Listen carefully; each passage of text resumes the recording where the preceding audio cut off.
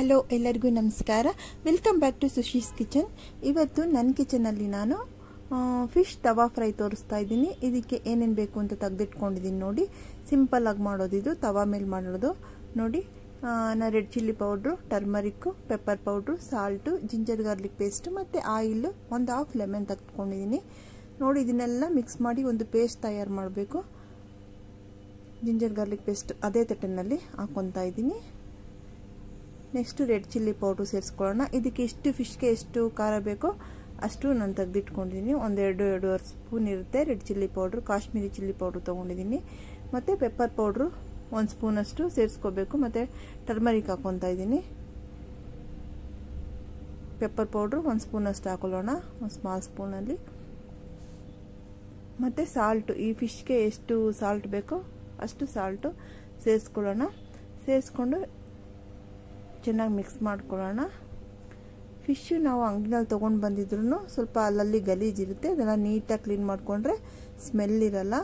Salt ಹಾಕ್ಬಿಟ್ಟು ಚೆನ್ನಾಗಿ clean ಮಾಡ್ಕೋಬೇಕು, ಕಲ್ಲು ಸಾಲ್ಟ್ ಹಾಕ್ಬಿಟ್ಟು ನೋಡಿ. ಇವಾಗ ಎಣ್ಣೆ ಸೇರಿಸಿ ನಾರ್ಮಲ್ ಗೋಲ್ಡ್ ವಿನ್ನರ್ ಆಯಿಲ್ ಇರುತ್ತಲ್ಲ, ಸನ್ಫ್ಲವರ್ ಆಯಿಲ್, ಅದನ್ನೇ ಮಿಕ್ಸ್ ಮಾಡಿಕೊಂಡು ಚೆನ್ನಾಗಿ ಮಿಕ್ಸ್ ಮಾಡಿಕೊಂಡ್ರೆ ಇದು ಮ್ಯಾರಿನೇಟ್ ಮಾಡಿದಾಗ ಅದಕ್ಕೆ ಫಿಶ್ಗೆ ಸೇರಿಸಿದಾಗ ನಾವು ಅದು ಚೆನ್ನಾಗಿ ಎಳ್ಕೊಳ್ಳುತ್ತೆ ಖಾರ ಉಪ್ಪು ಎಲ್ಲ, ಅದರಿಂದ ಹಾಕೊಳ್ಳೋದು. ಇವಾಗ ಒಂದು ಹಾಫ್ ಲೆಮನ್ ಇಟ್ಕೊಂಡಿದ್ನಲ್ವ, ಹುಳಿ ಹಾಕ್ಲೇಬೇಕು. ಇದಕ್ಕೆ ಸೇರಿಸ್ಕೊಳ್ಳೋಣ. ಅದರಲ್ಲಿ ಹಾಫ್ ಲೆಮನ್ ಇದ್ರಲ್ಲಿ ಸೇರಿಸ್ಕೊಂಡು ಮಿಕ್ಸ್ ಮಾಡ್ಕೊಳ್ಳೋಣ. ಮಿಕ್ಸ್ ಮಾಡಿಕೊಂಡು ಒಂದೊಂದೇ ಫಿಶ್ ತೊಗೊಂಡು ಇದಕ್ಕೆ ಮ್ಯಾರಿನೇಟ್ ಮಾಡೋಣ. ಮೇಲೆಲ್ಲ ಚೆನ್ನಾಗಿ ಹಚ್ಚಬೇಕು ನೋಡಿ, ಈ ಥರ ಹಚ್ಕೋಬೇಕು. ಅಕಸ್ಮಾತ್ ನಿಮಗೆ ಖಾರ ಸಾಕಾಗಿಲ್ಲ ಅಂದರೆ ಇನ್ನು ಸ್ವಲ್ಪ ಇದೇ ಥರ ಮಿಕ್ಸ್ ಮಾಡ್ಕೊಳ್ಳಿ. ಆಲ್ರೆಡಿ ನಾನು ಫಸ್ಟ್ ಬೇರೆ ಥರ ತೋರಿಸಿದ್ದೆ, ಇದು ಒಂಥರ ಡಿಫ್ರೆಂಟಾಗಿ ಇದು ಚೆನ್ನಾಗಿರುತ್ತೆ.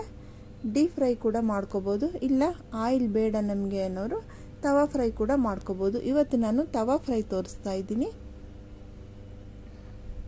ಲಾಂಗ್ ವಿಡಿಯೋ ಹಾಕಿ ತುಂಬ ದಿನ ಆಯಿತು, ಇವತ್ತು ಲಾಂಗ್ ವಿಡಿಯೋ ಹಾಕ್ತಾಯಿದ್ದೀನಿ ನೋಡಿ. ಫಿಶ್ ಎಲ್ಲ ನಾನು ಮ್ಯಾರಿನೇಟ್ ಮಾಡಿ ಇಟ್ಕೊಂಡು ಒಂದು ಅರ್ಧ ಗಂಟೆ ಇಟ್ಬಿಟ್ಟು ಆಮೇಲೆ ತವಾ ಮೇಲೆ ಫ್ರೈ ಮಾಡ್ತಾ ಇದ್ದೀನಿ ನೋಡಿ. ಈ ಥರ ಇದ್ರ ಮೇಲೆ ಸ್ವಲ್ಪ ಫ್ರೆಶ್ ಕರಿ ಲೀವ್ಸ್ ಇರುತ್ತಲ್ವ, ಕರ್ಬೇವಿನ ಸೊಪ್ಪು, ಅದನ್ನು ಮೇಲೆ ಇಟ್ಕೊಂಡ್ರೆ ಒಂಥರ ನಿಮಗೆ ಟೇಸ್ಟು ಚೆನ್ನಾಗಿರುತ್ತೆ. ಫಿಶ್ ಫ್ರೈಗೆ ಒಂಥರ ಎನ್ಹಾನ್ಸ್ ಆಗಿರುತ್ತೆ ಫ್ಲೇವರು ನೋಡಿ. ಈ ಥರ ಟರ್ನ್ ಮಾಡ್ಕೋಬೇಕು, ತುಂಬ ಚೆನ್ನಾಗಿರುತ್ತೆ. ಫಿಶ್ ನಾವು ಚೆನ್ನಾಗಿರೋದು ತೊಗೋಬೇಕು ಫ್ರೈಗೆ